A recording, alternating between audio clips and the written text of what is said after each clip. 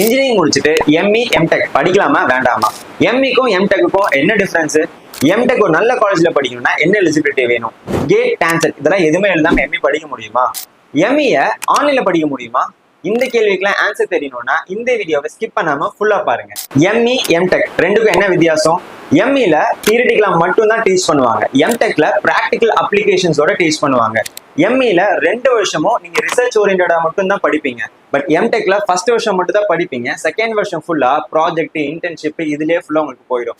ME யார் prefer பண்ணலாம்னா, எனக்கு நான் டீச்சிங் ஃபீல்ட்ல இன்ட்ரெஸ்ட் இருக்கு, நான் ஒரு பிஹெச்டி பண்ணணும், இல்ல ஒரு சப்ஜெக்ட் பத்தி டீப்பா நாலேஜ் கெயின் பண்ணணும் அப்படின்னா நீங்க எம்இ ப்ரிஃபர் பண்ணலாம்.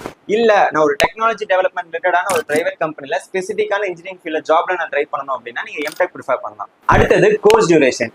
எம்இ எம்டெக் நீங்க ஃபுல் டைமா காலேஜுக்கு போய் படிக்கிறீங்கன்னா it will take 2 years with 4 semesters to complete the degree. Full வீடியோவோட லிங்க் பயோல இருக்கு, மறக்காம போய் பாருங்க.